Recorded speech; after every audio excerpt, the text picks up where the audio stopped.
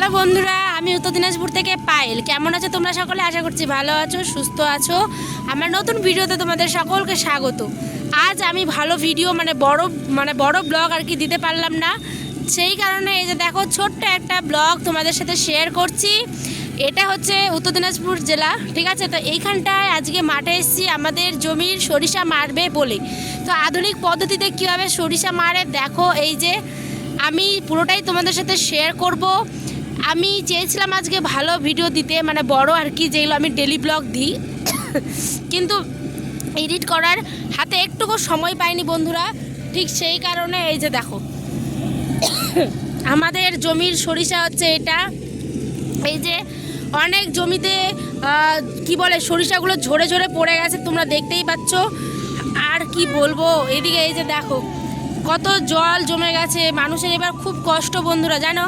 এই সরিষাগুলো ভালো হয়েছিল ফলনটা আমাদের, কিন্তু বৃষ্টিটা হয়ে এত পরিমাণে লস করলো যে কি বলবো।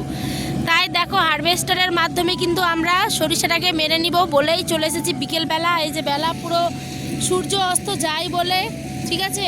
আর এই দিকে ওই যে আয়নের আব্বা দূরে দেখতে পাচ্ছ, ওইখানটায় দাঁড়িয়ে আছে ওইও। আমরা অপেক্ষা করছি আমাদের জমিতে মারবে। এই যে আমাদের জমি, ঠিক আছে, এটা হচ্ছে আমাদের জমি, আর ওইটা হচ্ছে একটা অন্য কাকুর আর কি। তো হারভেস্টার এটা আধুনিক পদ্ধতিতে দেখো সরিষা মারছে। আগেকার দিনের লোকরা কিন্তু বাড়ি নিয়ে যেত বয়ে সরিষা, ঠিক আছে, নিয়ে গিয়ে তারপরে মাথায় করে বয়ে নিয়ে গিয়ে ঝেড়ে, কি বলবো, সে অনেক কষ্টের একটা ব্যাপার। এখনও হয়তো কোনো জায়গাতে করে, কিন্তু আমাদের দিকে গাড়ি চলে এসেছে। যন্ত্র না আসলে কিনা মানুষ অনেকটা বোকা বানিয়ে রাখে, ঠিক আছে, এটা হচ্ছে মেন কথা।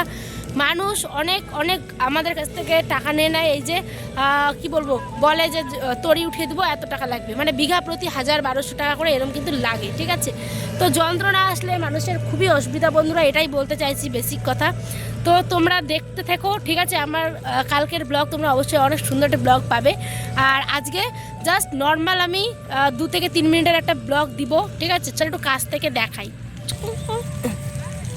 এই যে আয়ান আর আমিও এসেছি। এই তো আজকে কি বলবো বন্ধুরা, সকাল থেকে অনেক চেষ্টা করেছিলাম এডিট করার, কিন্তু করতে পারিনি। যেটা দেখো কি সুন্দর লাগছে।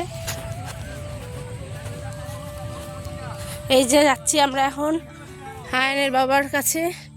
এই যে দেখো গাড়িটা বন্ধ করে দিল এখন, যে ওই জন্য তোমরা আওয়াজটা শুনতে পাচ্ছ না। আমার কালকের ব্লগটা তোমরা অবশ্যই ভালোভাবে দেখতে থাকবে, কিন্তু আমার চ্যানেলে ভিজিট করবে, ঠিক আছে। হ্যাঁ, যে দেখো আয়নের আব্বা, এই তো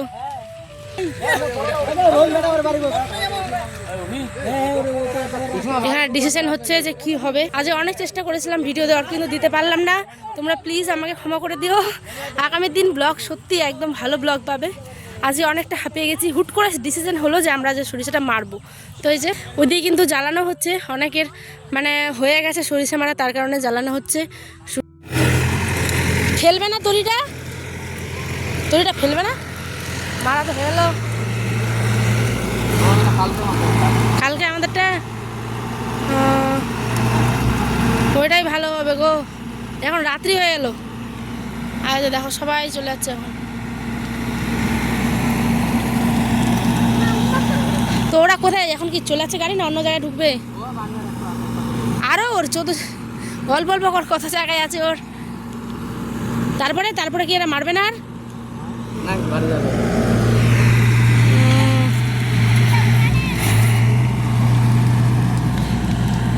আর কিছু বলবে?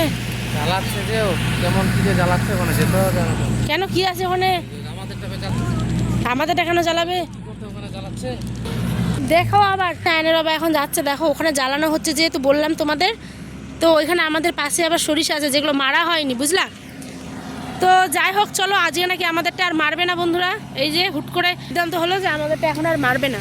বাড়িতে সিদ্ধান্ত হয়েছিল যে আজকে মারা হবে। তো যাই হোক, এই ব্লগটা কেমন লাগলো তোমরা জানিও। আমি আর আজকে বেশি কিছু শেয়ার করছি না। টাটা, সকালে ভালো থেকো, সুস্থ থেকো, আল্লাহ।